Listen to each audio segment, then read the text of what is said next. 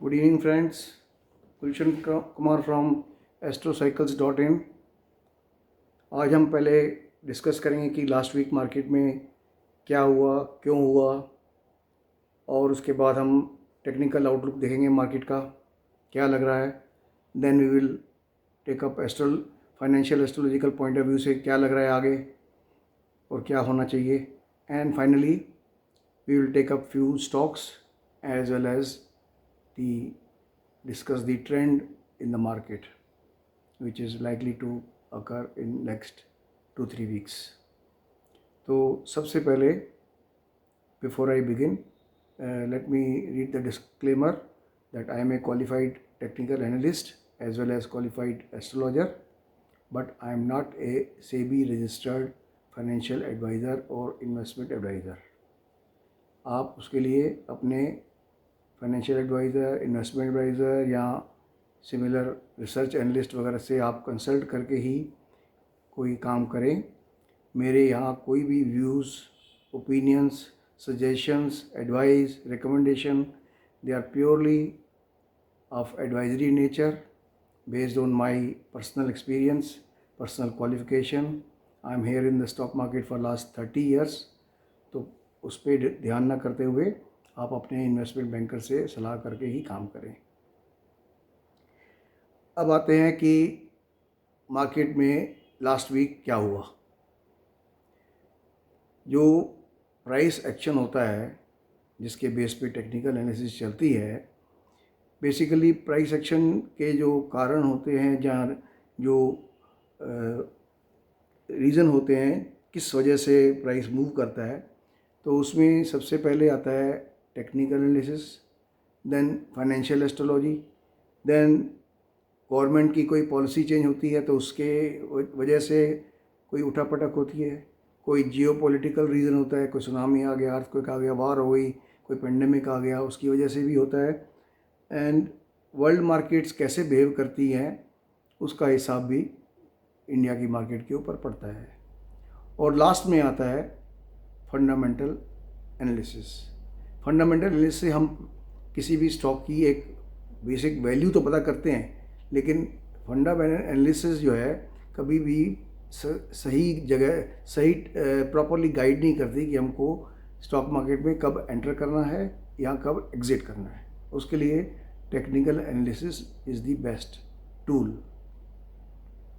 अब जैसे इंडिया में रिज़र्व बैंक इंडिया है, उसके जो गवर्नर हैं मिस्टर शक्तिकांत दास, वैसे ही यूएसए में फेडरल रिज़र्व बोर्ड है एक, जिसको शॉर्ट में फेड बोलते हैं. उसका जो चेयरमैन या चेयरपर्सन होता है आजकल वो है जेरोम पावेल. पावेल की स्पेलिंग है POWELL, लेकिन उसको प्रोनाउंस पावेल कहते हैं. इससे पहले भी जो पॉपुलर रह चुके हैं, वो उनकी जो से होती है वर्ल्ड मार्केट में काफ़ी होती है, और वर्ल्ड मार्केट पूरा अमेरिका की तरफ देखता है इस तरह की आउटलुक के ऊपर या कमेंट्री के ऊपर, फाइनेंशियल्स के ऊपर. तो जो वेडनेसडे को जो फेड की जो मीटिंग हुई थी, उसमें पॉल ने एक क्वेश्चन वो किया था कि जो इस टाइम की सिचुएशन है, जो इन्फ्लेशनरी मेजर्स अमेरिका में रोल प्ले कर रहे हैं, उसकी वजह से हो सकता है 2023 के सेकेंड हाफ में हमको इंटरेस्ट रेट बढ़ाना पड़े. कब? 2023 के सेकेंड हाफ में, means 2 years from now. And this was just an announcement, this was not an action. पर मार्केट ओवर रिएक्टेड. मार्केट जो करेक्शन जिसमें ओवर ड्यू थी, it took this as a negative trigger, और धड़ाधड़ gold silver तो पहले दिन से ही गिरना शुरू हो गए, और बाद में वर्ल्ड मार्केट्स गिरना शुरू हो गई, और फ्राइडे के दिन यूएस की स्टॉक मार्केट भी अच्छी गिरी. एक चीज़ जो एस्ट्रोलॉजिकली इम्पॉर्टेंट है कि ये सब जो कुछ भी हुआ, ये हुआ है मर्करी रेट्रोग्रेशन के पीरियड में. और मर्करी आपको पता है ट्रिकस्टर और चालबाज प्लैनेट है. इसकी जो जब वक्री होता है तो इसके दौरान जो आदमी सोचता है वो कहता नहीं है, और जो कहता है वो करता नहीं है, और जो करता है वो सोचता नहीं है। मीन्स डिफरेंट, आपके माइंड में कुछ है करने का, आप सोच रहे हो कि आज मुझे टाटा स्टील बेचना है, मालूम पड़ेगा कि आपको शाम को टाटा स्टील लेके आ गए हो। इस तरह की जो वक्री मरकरी की जो करेक्टरिस्टिक्स हैं वो ऐसे ही होती हैं। तो जेरोम पॉल ने जो अनाउंस किया कि 2 साल के बाद हमें इंटरेस्ट रेट हो सकता है बढ़ाने पड़े। अब इसका इंडिया के ऊपर क्या इफेक्ट पड़ना चाहिए? वहाँ इंटरेस्ट रेट चलता है 0.5% पर एनम, जो कि यहाँ पे जैसे 5-6% चलता है, वहाँ चलता है 0.4, 0.5, 0.1, 0.2 ऐसे। वहाँ 15 ईयर्स का जो बॉन्ड है उस पर फिक्स रेट इंटरेस्ट है 2.25%। जो 30 ईयर्स का बॉन्ड है उस पर चल रहा है इंटरेस्ट रेट 3.15। कुछ कंट्रीज ऐसे भी हैं जहाँ नेगेटिव इंटरेस्ट चलता है, आपको पता है, स्वीडन है, स्विट्ज़रलैंड है, जापान है, यहाँ पे नेगेटिव इंटरेस्ट चलता है। मतलब आपके पास पैसा है, आप पैसा बैंक में अगर रखते हो तो आपको पैसे देने भी पड़ेंगे बैंक में रखने के लिए। तो ये जो इंटरेस्ट रेट की बात कर रहे हैं अमेरिका की, 0.25% अगर रेट बढ़ गया या 0.25% रेट कम हो गया तो उसमें इंडियन मार्केट्स को क्यों इफेक्ट पड़ना चाहिए? लेकिन इफ़ यू रिमेंबर, लास्ट में 2 हफ्ते से ये बोल रहा हूँ कि इंडियन स्टॉक मार्केट जो है इट्स हाईली ओवरबॉट। 14,151 से लेकर के 1901, 1750 पॉइंट में कोई सिग्निफिकेंट करेक्शन नहीं आई है। मोमेंटम इंडिकेटर, RSI है, MACD है, ROC है, और भी जितने भी मोमेंट इंडिकेटर हैं, they are all completely overbought with multiple negative divergences. They were looking just for a trigger so that correction can take place, and this was a trigger actually for them. Monday को market 200 point गिरी, immediately bounce back हो गई। Wednesday को जिस दिन meeting थी fade की, उस दिन मार्केट गिरी, थर्सडे को गिरी, देन फ्राइडे को 250 पॉइंट गिरी। फ्राइडे को इसे सपोर्ट एक तोड़ा था 250 पॉइंट गिर के, और बाउंस बैक हुई है बिल्कुल रेजिस्टेंस लेवल पे अराउंड 15,700 के अराउंड। अब क्योंकि यूएस मार्केट डाउन थी फ्राइडे को, तो हो सकता है यहाँ पे भी गैप डाउन के साथ मार्केट खुले। तो that was the story of Fed and why this happened. Technically मैं बता चुका हूँ ऑलरेडी। टेक्निकली मार्केट 14,151 से लगातार चल रही है। 12 अप्रैल को जो ये बना था लो, और अभी जून की हो गई है 16, 17, 18 तारीख तक जो चला 15,900 का, that was 1,750 points exactly it had moved up without any correction. तो कहीं ना कहीं तो करेक्शन आनी थी। स्टॉक्स भागे जा रहे थे, ओवर वैल्यूएशन हो गई थी, बहुत सारे स्टॉक्स की they were very much over valued. लेकिन जैसे बुल रन के लास्ट वेव में, फिफ्थ वेव में, या फिफ्थ वेव की फिफ्थ वेव में होता है, मार्केट डिफाइज ऑल लॉजिक्स। आज आपने ये लिया तो आपको प्रॉफिट होगा, ये लिया तो ये प्रॉफिट होगा, ये लिया तो ये प्रॉफिट होगा। जब एक हफ्ते के अंदर 5 लाख का प्रॉफिट हमको हुआ था विद सिंगल लॉट, मुझे उसी हफ्ते में, आज से 2 हफ्ते पहले, खतरे की घंटी शुरू हो गई थी बजनी कि अभी कुछ अनयूजुअल होने वाला है, और ये अनयूजुअल हुआ है। अभी आप देखोगे जो फर्दर अभी जो डिक्लाइन होगा उसमें जो प्राइसेस थे आपके लास्ट वीक के बिगिनिंग में या उससे पहले वाले वीक के एंड में, देखना कितना नीचे आते हैं। तभी मैंने कहा था लास्ट वीक के वीडियो में कि short term investors please book profit at every rise and go for a holiday for 4 weeks till end of July. क्योंकि मुझे पता है कि जो आदमी स्टॉक मार्केट में रहेगा तो खुजली होती रहती है उसको। तभी कहा था कि अगर किसी ने 10 लाख रुपए लगाए हैं, उसके 20 लाख बन गए हैं, 30 लाख बन गए हैं, 40 लाख बन गए हैं, 50 लाख बन गए हैं पिछले 1 साल के अंदर। जब से मार्च के एंड में जब कोविड का जो फॉल हुआ था 7,511 निफ्टी ने टच किया था, तब से लेकर के अब तक 4, 5, 6 गुना बढ़ चुके हैं कई स्टॉक्स। तो आप सिर्फ अपना जो कैपिटल था उस टाइम का, उसको आप स्टॉक मार्केट में रखो लिमिटेड एक्सपोजर के लिए, और बाकी सब प्रॉफिट आप बुक करके आप उसको किसी सही जगह पे इस्तेमाल करो। फैमिली को हॉलीडेज़ पे ले जाओ, अभी चलो कोविड का टाइम है, तो you can make an excuse, but cash is king, you keep cash with you.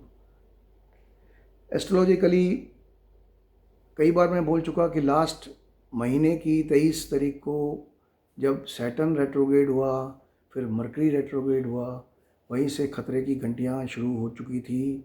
पहली मई को जब पहली जून को जब राहु और सन का कंजक्शन था, that was also negative. There were so many negative things going on actually, जिसकी वजह से मतलब it was holding. It is like somebody, अगर आप स्टॉक मार्केट हैं and you have various pulls and pushes, कोई आपको यहाँ से खींच रहा है, वहाँ खींच रहा है, कोई धक्का दे रहा है, कुछ भी कर रहा है, तो रिजल्टेंट इफेक्ट क्या होगा, it was difficult to guess. हमने कहा था कि पहली तारीख से लेकर के 20 जून तक ओवरऑल मार्केट डाउन रहेगी। मार्केट डाउन रही ओवरऑल, लेकिन उसके बीच में एक और चीज़ बोली थी कि सैटर्न यूरेनस का जो एस्पेक्ट है that normally coincides with the short term top of in the stock market. जैसे 15 फरवरी को हुआ था, अभी 14 जून को हुआ, और ऐसा ही एक और एस्पेक्ट आएगा 24 दिसंबर को भी सैटर्न और यूरेनस का।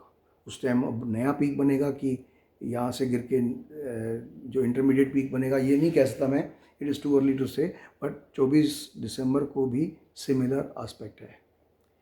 अब नेक्स्ट वीक ओवरऑल तो मार्केट बेरिश लग रही है, और टारगेट इसके ऑलमोस्ट सेट हैं कि Nifty is heading for somewhere around 15,100 और इवन बिलो। जो मेजर सपोर्ट, जो मेजर रेजिस्टेंस था, दैट वाज अराउंड 14,900, यहाँ से इसने ब्रेकआउट दिया था। और सेकंड जो डिक्लाइनिंग रेजिस्टेंस लाइन आ रही थी, 15 फरवरी का जो टॉप बना था, उसके बाद 2-3 टॉप्स और बने हैं, तो देवर डिक्लाइनिंग टॉप्स, तो उसको जो ब्रेकआउट किया था दैट वाज अराउंड 15,125, जहाँ से बन के 15,900 से लेकर के और 16,100 का टारगेट बैठ गया था। तो वापस उसी लेवल को टच करने आ सकती है विद इन नेक्स्ट 3-4 वीक्स, ये अनुमान है। दिस इज एस्ट्रोलॉजिकली टेक्निकली बता रहा हूँ। इस हफ्ते जो एस्ट्रोलॉजिकली हम बात करें कि इस हफ्ते भी काफ़ी कॉम्प्लिकेटेड एस्पेक्ट्स हैं, स्टार्टिंग फ्रॉम टुडे इटसेल्फ। आज 20 तारीख है, जुपिटर रेट्रोग्रेड हुआ है, वो फेवरेबल है, लेकिन कल वीनस और नेपट्यून का एस्पेक्ट है। 22 तारीख को मून जा रहा है स्कॉर्पियो में। मून जब भी स्कॉर्पियो में जाता है 50-60% चांस होते हैं कि वो मार्केट को एक बार नीचे लाता है। 23 तारीख को मरकरी जो रेट्रोग्रेड चल रहा था, 23 तारीख को वो डायरेक्ट हो जाएगा। 23 तारीख को ही सन जुपिटर का एक एस्पेक्ट है which is favourable for banks, financial stocks के लिए फेवरेबल है। और 24 को वीनस अपोजिशन प्लूटो, ये भी एक अच्छा वो है, और 24 को ही है फुल मून। तो ओवरऑल 23-24 जो हैं पॉजिटिव लग रहे हैं। उसका जो बेस बन जाएगा शायद 20-21 के बाद PSU बैंक्स में या बैंकिंग स्टॉक्स के अंदर बन जाएगा। और सबसे बड़ा जो एक जो पॉजिटिव जो सेक्टर जो परफॉर्म करने वाला है लग रहा है ऐसा, that is pharma sector. Pharma sector के अंदर बहुत सारे स्टॉक्स हैं जो अभी से पॉजिटिव हो जाएंगे और मे बी अराउंड 10 जुलाई तक पॉजिटिव रहेंगे। उनमें से जो हमने शॉर्ट लिस्ट कुछ किए हैं, जैसे डॉक्टर रेड्डी है, ल्यूपिन है, सन फार्मा है, या सिप्ला है, कैडिला है, तो उनमें से सारे तो अगर नहीं भी चले अगर, तो डॉक्टर रेड्डी और मुझे जो ठीक लग रहे हैं, ल्यूपिन ठीक लग रहे हैं अगर पोजीशन लेने के हिसाब से बात की जाए तो। और बैंकिंग में कुछ एक PSU बैंक्स हैं, IndusInd bank, one of the banks which can out perform other stocks in banking sector, and there are few more. Manappuram Finance, TCS is also looking okay. Adani Port, surprising entry है इसकी. Adani Port is looking positive to me for from tomorrow itself or in a couple of days. Adani Port will move up. Adani Port, TCS, BHEL और doctor Reddy, lupin, IndusInd bank, और Apollo hospital. ये कुछ sector, कुछ stocks हैं जो अगले कुछ दिनों में पॉजिटिव लग रहे हैं। और नेगेटिव साइड में तो बहुत सारे हैं। नेगेटिव साइड में तो हाउसिंग, जो फाइनेंस सेक्टर है, कम्प्लीटली वो लग रहा है। ऑटो सेक्टर कम्प्लीटली डाउन लग रहा है। और बैंकिंग भी, आईटी सेक्टर जो है 26 तारीख के बाद थोड़ा प्रेशर में आ जाएगा। स्टील सेक्टर थोड़ा प्रेशर में आ जाएगा। और हाउसिंग फाइनेंस तो बताया कि अभी आ जाएगा। एस्कॉर्ट्स और महिंद्रा भी लग रहे हैं कि 26 तारीख के बाद थोड़े अंडर प्रेशर हो जाएंगे। सीमेंट स्टॉक्स भी थोड़े अंडर प्रेशर हो जाएंगे। तो इन नटशेल ट्रेंड मिक्स रहेगा, पर negative stocks will outperform the positive stocks. अगर if I am given a choice, अगर मैं होता आपकी जगह पे या किसी की भी जगह पे, I would have taken long position in 2 pharma stocks, या वन फार्मा, 1 आईटी, और नेगेटिव साइड में मैं हाउसिंग फाइनेंस को शॉर्ट करता और स्टील सेक्टर में किसी को शॉर्ट करता 25 तारीख के बाद। If I had to decide, तो it is up to you to think what you will do, but मेरा ओपिनियन ये है। और जैसे मैं पहले बोल चुका हूँ, माई ओपिनियन डजंट मैटर। आपको अपने फाइनेंशियल एडवाइज़र से या कंसल्ट करना है और उसके हिसाब से ही चलना है। और फाइनली, जो ये यूट्यूब आप चैनल देखते हैं, उसके लिए प्रोड्यूस करने के लिए छोटा सा 15-20 मिनट का वीडियो भी काफ़ी एफर्ट लगते हैं, काफ़ी डेटा कलेक्ट करना पड़ता है, काफ़ी रिसर्च करनी पड़ती है, जो कि हम वैसे भी करते हैं, पर इसके लिए थोड़ी ज़्यादा करनी पड़ती है। हम लोग बहुत सारे सेक्टर्स एनालाइज करते हैं। हमारे सेक्टोरियल इंडेक्सेस जो हैं, Nifty IT, Nifty pharma, Nifty auto, Nifty bank, Nifty infrastructure, Nifty cement, Nifty steel, और निफ्टी मीडिया, निफ्टी टेलीकॉम, ऐसे बहुत सारे सेक्टर्स को हम एनालाइज कर रहे हैं, अपार्ट फ्रॉम जो निफ्टी, बैंक निफ्टी और निफ्टी फ्यूचर, इनके अलावा बीसी सेंसेक्स। इसके अलावा हम वो भी फॉलो करते हैं, S&P 500, डाउ जोन्स, नैस्डैक, और gold, silver, copper, crude, gas, currency. तो ये सब एनालाइज करने में कुछ एफर्ट लगता है। तो please appreciate, I appreciate if you can like the video, even if you don't like, you put it there. जैसे हॉस्पिटलिटी सेक्टर में होता है कि अगर आप हमारी सर्विस से खुश हैं तो आप दूसरों को बताएं, और अगर नहीं खुश हैं तो आप हमें बताएं, so that we get chance to improve. तो आई एक्सपेक्ट कि जो लाइक करते हैं तो subscribe to this channel, don't press the bell icon so that you get notification in time and that and this, that's all. तो that's all friends, ये था आज का थोड़ा जो आउटलुक लग रहा था। Next week, mid week, I try to give one more video.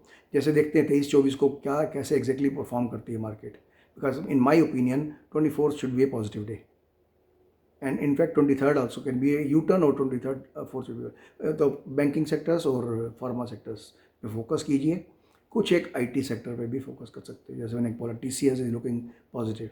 तो if I were to decide, I would buy one pharma, one IT sector, and short one housing finance, and short some steel sector or something like that. So have a nice weekend. Goodbye. See you.